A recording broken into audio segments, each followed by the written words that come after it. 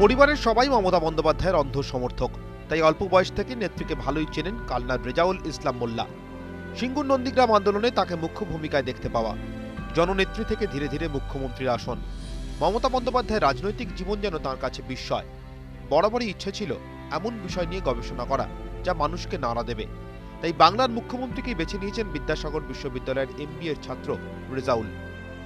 Leadership quality Singur Nandigram দেখিয়ে দিল যে না, মানুষদের জন্য আন্দোলন করলে কিছু পাওয়া যায়, সেটা মমতা ব্যানার্জি দেখিয়ে দিয়েছে। কন্যাশ্রী, যুবশ্রী, সবুজ সাথী সবকিছু প্রকল্পে মুখ্যমন্ত্রীর আছে এবং সেগুলো আমি তুলে ধরছি থিসিস।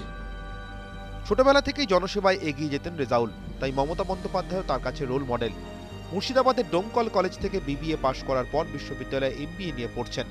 গবেষণার জন্য বেছে নিয়েছেন উইমেন লিডারশিপ, যেখানে মমতা বন্দ্যোপাধ্যায়কেই এগিয়ে রেখেছেন তিনি। আর্থিক অনটনের মধ্যেও রেজাউলের পাশে দাঁড়িয়েছে গোটা পরিবার, তাই রেজাউলের গবেষণা সফল হোক চান সবাই। মানসিক দিক থেকেও প্রথমেই খুবই শক্ত ছিল যে না, আমি এমন একটা জিনিসকে নিয়ে গবেষণা করব যাতে সমগ্র পশ্চিমবঙ্গ রাজ্য যেন আমাকে দেখুক। বর্তমান মুখ্যমন্ত্রী মমতা ব্যানার্জিকে আমরা প্রথম থেকে অন্ধ সমর্থক এবং ওনাকে নিয়ে যে করছে আমরা খুব খুশি।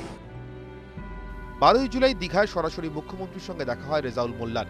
গবেষণার বিষয়বস্তু জেনে তাকে অনুপ্রেরণা জুগিয়েছিলেন খোদ মমতা বন্দ্যোপাধ্যায়, কিন্তু গবেষণার স্বার্থে সরাসরি মুখ্যমন্ত্রীর মুখ থেকেই তার রাজনৈতিক জীবনের অভিজ্ঞতা জানতে চান গবেষক ছাত্র। ক্যামেরায় নবকুমার রায়ের সঙ্গে শরদিন্দু ঘোষের রিপোর্ট, ETV নিউজ বাংলা।